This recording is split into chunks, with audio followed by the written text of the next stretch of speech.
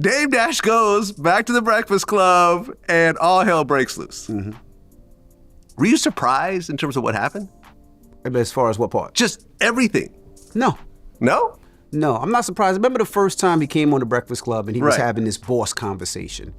And for me, that really bothered me. And not because he was saying that people should be entrepreneurs, but he was, in my opinion, talking down on people who had regular jobs. Dame Dash didn't just call DJ Envy a snitch. He dropped a bombshell claim that Envy traded his freedom for federal protection, and now 50 Cent is quietly backing him up. That's not just any accusation tossed in the usual storm of social media shade. We're talking about one of hip-hop's most notorious dealmakers stepping straight onto the Breakfast Club, live and unfiltered, in September 2025, and looking DJ Envy in the eye to tell the world he believes the radio host flipped when the feds came knocking. Dash claimed Envy didn't just avoid criminal charges in the infamous $40 million real estate disaster involving Cesar Pina.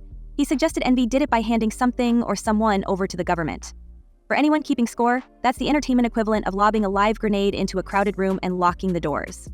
The fact that this didn't immediately dissolve into a fistfight is a miracle, only because the stakes were bigger than bruised egos. I'm sure if you go to Dame's Instagram right now, he's still talking about a Breakfast Club interview that happened 3 weeks ago. Look, Like, to the point where you gotta say, my house is bigger than yours, my view is bigger than yours. Like, that is so childish. You replied, though. Yes, you did. I replied in the you posted your view, right? Well, I was in Greece. Oh, okay. I was in Greece. Because I'm like, that's not his house. No, I was I've at been to your Greece. house. I'm like, that's not his house. I was at Greece at my daughter's engagement. But if Dash's allegations started as a social media spectacle, the real shock was what happened next. Just a few weeks later, in a move that sent industry insiders scrambling for their contacts' private numbers, 50 Cent did the unthinkable. He pulled the plug on his paid-in-full TV deal with Dash, wiped DJ Envy from his posts, and deleted a tweet where he just called Dash a hater. For anyone who's watched 50's Pattern, public feuds, gleeful trolling, endless clapbacks, this abrupt silence was out of character. And it got the rumor mill grinding, because when a guy whose favorite hobby is public beef decides to say nothing, people start asking what he knows. The timing was too perfect to ignore. Dash made his government informant claim, and then 50 Cent, who was about to make money off Dash's name, suddenly didn't want his TV brand anywhere near him. Or Envy. And when 50 Cent erases someone, it's never just spring cleaning. That move alone left a trail of phone calls, DMS, and lawyer consultations across New York and LA that still hasn't cooled off. Meanwhile, as the airwaves simmered with accusations, denials, and a few theatrical threats, the legal fallout in real life was just picking up steam. We fast forward to January 2026. In a scene right out of a legal drama, a bankruptcy judge in New Jersey, already up to her neck in the wreckage of Cesar Pina's scam, issued a clear warning to DJ Envy: turn over every financial record connected to the real estate seminars or be ready for arrest. That's not some procedural fine or a sternly worded letter. The judge wanted bank statements, tax returns, emails, passwords, the whole deal. By January 8th, or Envy would be dragged into court under the threat of handcuffs and depositions. The legal team handling the case didn't just name Envy out of habit. The documents show his name on joint accounts, payments, and transfers. Hard numbers that make the whole "I was just a seminar guy" defense look a lot shakier in the cold light of federal court. It's still an active case. Criminally, I'm not criminally charged or even anything to do with it. But civilly, it's still an active case. And what most people don't know is you can sue anybody for anything. Right now, you're wearing blue. And that blue is really bothering me. Like, it's really causing something in my mind. So when I leave here, I'm gonna call my attorney, I'm gonna sue you for wearing blue. You can do that. And I can do that. But here's where the story turns from courtroom drama to a masterclass in contradiction. Back in October 2025, right after Dash's Scorched Earth appearance, Envy went back on The Breakfast Club and told millions of listeners he wasn't privy to Cesar Pina's fraud. He claimed he was as much in the dark as anyone, just another victim trying to do some good in the community. But then December rolled around and the civil filings started stacking up. Suddenly, there were joint bank accounts between Envy and Pina showing over $330,000 funneled from their educational seminars. That's $330,000 moving between accounts his own lawyer had previously called non-existent. For anyone paying attention, this wasn't a victim's trail. It looked a lot more like business partners running revenue together. When pressed, Envy's camp tried to spin this as administrative overlap, the sort of thing that happens when you're a busy celebrity who barely touches the paperwork. But federal prosecutors and angry investors aren't buying it. They don't care about celebrity distractions. They care about money trails. And these led straight to Envy's name. The web only gets stickier when we drag in Anthony Barone, a comic book dealer who's not your usual Breakfast Club guest, but who landed in the middle of the storm after testifying in a 2025 civil lawsuit. According to court records, Barone didn't just lose money after hearing about Pina on the radio. He says Envy personally toured him and other would-be investors through Pina's properties in Patterson, pitching deals in person, face-to-face. For Barone, Envy wasn't just a seminar host. He was a co-signer, a hype man, the public face that turned Cesar Pina from a local landlord into a national guru. And in Barone's version, there was no question that Envy was deep in the operation, walking investors through hallways, answering questions about returns, and making promises that turned out to be worth less than the drywall in those abandoned buildings. Compare that with Envy's media stance, where he insists he was nothing more than a seminar guy trying to teach financial literacy. Two versions, both on the record, both can't be true. The longer the lawsuits drag on, the less likely the innocent bystander defense sounds, especially to a judge who's already threatening jail time for non-compliance. Investors in a real estate venture say they were swindled out of millions of dollars.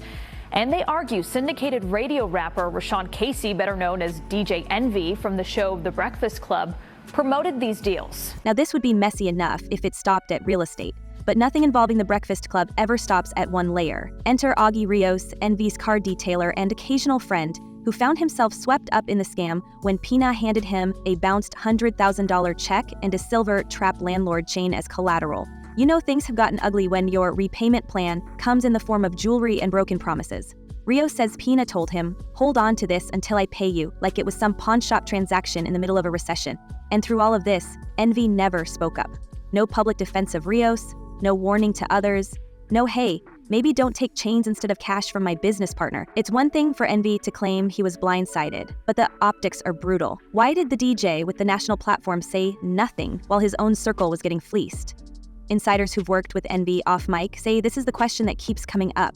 If he was really a victim, why the silence when people he knew personally were getting the runaround? In the future, the couple says they connected with entrepreneur Cesar after seeing him on social media with DJ Envy. He's advertising this all over the radio and on television. I've seen shows of him all over the place, so I thought this was legit. The pitch to invest in rundown properties that would be renovated and flipped for more money. By this point, the federal complaint wasn't just another boring PDF in a pile of court paperwork.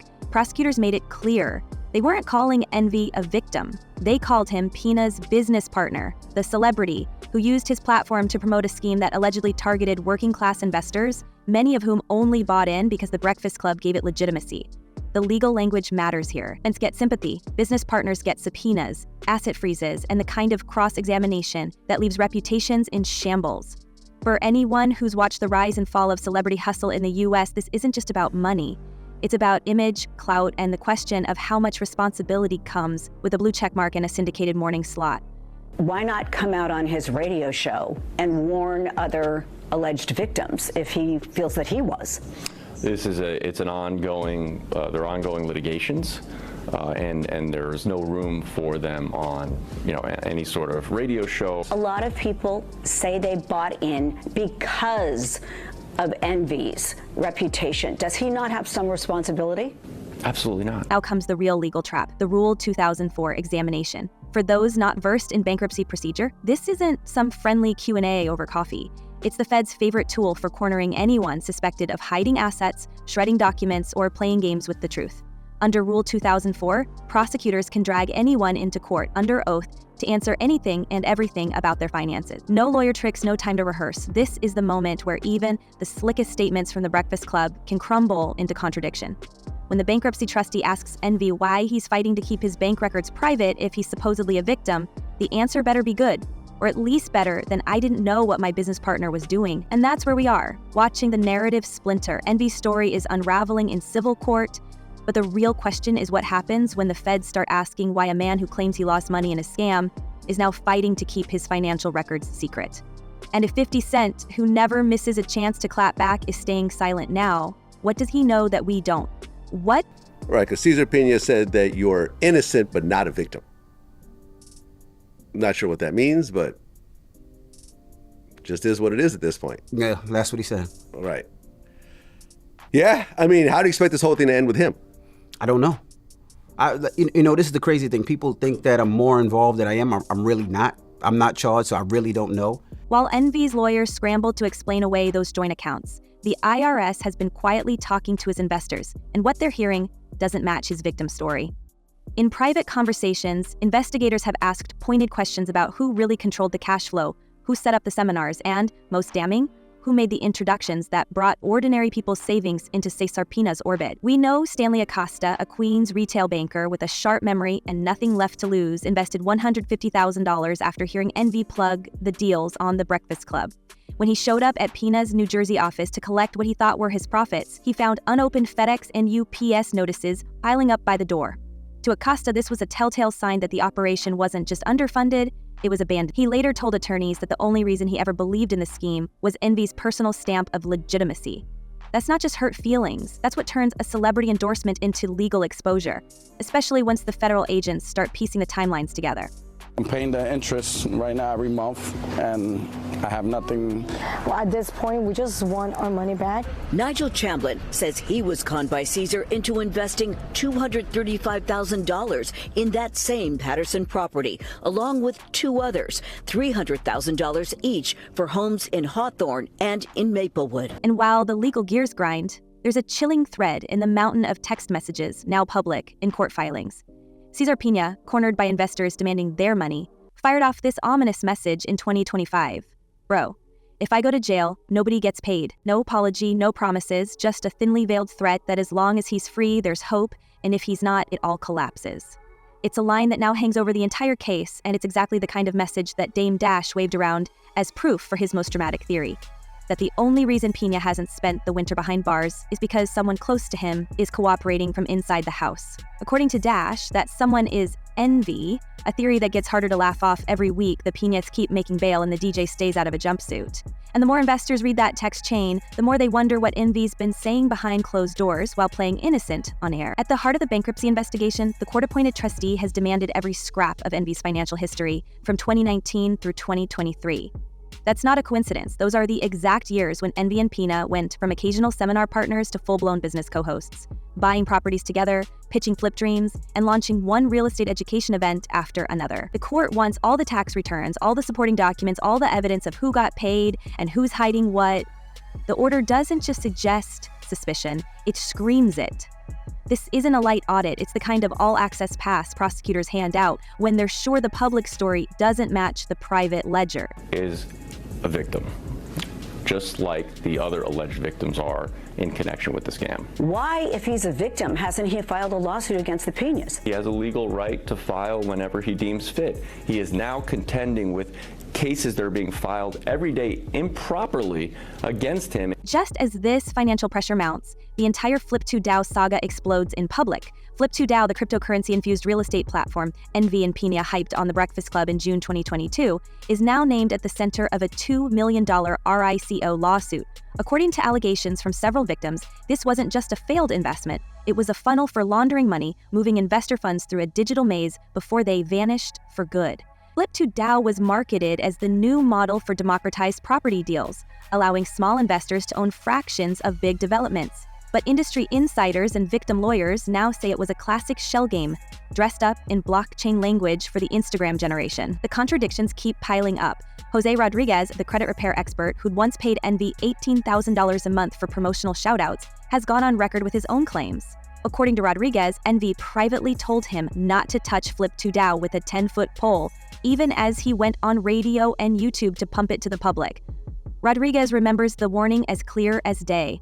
Don't invest in that one, trust me. But in public, Envy sat right next to Pina, nodding along, co-signing the pitch and giving it the kind of credibility only a national radio figure could deliver. We can't ignore what this says about the internal panic inside Envy's circle. If he's warning close associates to stay away, but still fronting the scheme for an audience of millions, what does that say about who he was really protecting? Nobody was concerned. Nobody thought no fight was going to happen. I mean, this conversation, but this is the thing with Dame. If you follow Dame, right? Whether you follow Dame when he had his radio show or you watch some of the old backstage stuff, Dame likes to snap on people, right? It's clear. Yeah, he says snap on me. Yeah, when we're together. You cry. Yeah, but the thing is about snapping is that I think that should only come when you have a certain level of relationship. Behind all of this, 50 Cent's calculated withdrawal from the mess looks less like a business pivot and more like an act of self-preservation. Not so long ago, 50 was ready to bet big on a paid-in-full series with Dame Dash, using the scandal's viral heat to power another TV hit. But after Dash lobbed his government informant grenade at Envy and the paperwork started surfacing, 50's entire approach shifted. Sources close to 50, quoted in The Guardian, claimed that he got a look at internal documents that directly tied Envy to the Pina fraud. It was enough to convince one of hip-hop's most paranoid deal-makers to slam the brakes, cut ties, and hit delete on anything that could link his name to the scandal. This isn't a man who's ever shied away from controversy. If he's ghosting Envy now, is it because he thinks Envy's victim routine is a lie? Or is it because he's heard whispers that Envy's name is turning up in conversations with the FBI? The new thing that he does now, because he's creating content, right? He's trying to get his network off the ground and get it flowing. So he's creating the content and doing all these interviews. But like I said, it just, in my opinion, it just looks bad. Like, we want to remember Dame from Rockefeller, from creating the big organization that had artists like the State Property, Memphis Bleed, Cameron, Hove. We want to remember Rockaware. We want to remember those movies he produced. We want to remember that. But that's not where his legacy is leading him towards. The rumors about Envy cooperating aren't just smoke. They're now part of the legal narrative, amplified by Dash's swagger and 50's silence. Every new document, every sealed hearing, every unexplained phone call between Envy's lawyers and federal prosecutors push the story further out of Envy's control. With the Rule 2004 subpoenas hanging over his head and Pina's own texts all but begging someone to keep him out of jail, the narrative of innocent ignorance is falling apart. The court doesn't buy it, the investors definitely don't, and even Envy's former associates are starting to distance themselves. We have to wonder, if Envy is so sure of his innocence, why hasn't he gone public with his records, his statements, or a simple denial under oath? Why are the only things we get from his camp carefully worded press releases and no comment emails? There's another layer the public hasn't forgotten. Remember the history. DJ Envy's reputation was already wobbling before Pina ever set foot in the Breakfast Club studio. The old stories, affairs, marital scandals, feuds with rival hosts, weren't just tabloid fodder. They were reminders that this isn't a man new to drama. Now, as federal and state lawsuits threaten his bank accounts and his legacy, we can't help but notice a pattern. Every time the pressure spikes, Envy moves further from transparency and closer to legal stonewalling. And with industry insiders whispering that iHeartRadio and Power 105.1 have quietly started vetting replacement hosts, the writing on the wall is visible to anyone willing to read it. But back to the investors, the lifeblood of any real estate hustle. They don't care about radio ratings or Instagram followers. They want their money back, and their anger is now a driving force behind a possible class action lawsuit, not just against Pina and Envy, but against every platform that gave them credibility. Attorneys close to the case say they're gathering clips, emails, and social media receipts to prove that this wasn't just individual bad luck, it was systemic. The question is whether a civil suit will uncover the last pieces of the puzzle before the FBI files its own charges. I don't know where he gets his information from. I don't either. I mean, I seen somebody online, he was breaking it down, which was all wrong. There's actually a dope lawyer, and I don't know her Instagram, that broke it down from the criminal aspect of what it really means when you really read it. And she broke it down amazing, but sometimes it just makes no sense to reply to just foolishness. And as for Dame Dash, for all his chaos and on-air theatrics, he's never looked more like the canary in the coal mine. Dash's claim that Envy is the real reason Pina isn't in an orange jumpsuit is more than a flex. It's a direct challenge to the entire narrative. With his own industry relationships in flames and nothing left to lose, Dash is betting his reputation on Envy being the key witness, the inside man, the link between a multi-million-dollar scam and a criminal investigation that's only just warming up. Maybe Dash is bluffing, or maybe, just maybe, the man who helped build Rockefeller knows how to spot a snitch before the rest of us do. We're left with a scandal that grows more tangled by the week. Envy's victim defense is crumbling under court orders, investor lawsuits, and his own contradictions. But the biggest question isn't whether he lied, it's what he's been offering the feds to keep his name out of Pina's indictment. And if Dame Dash, the man who never backs down, is this confident in his informant claims, maybe we should be asking who else Envy's been naming in those federal meetings. What do you think? Has DJ Envy been protecting himself by selling out his partners? Or is this just another case of industry paranoia spinning out of control? Drop your take in the comments, hit that subscribe button if you want every twist as it happens, and remember, when the next secret drops, you'll hear it here first. Until then, stay sharp and stay tuned. This story's just getting started.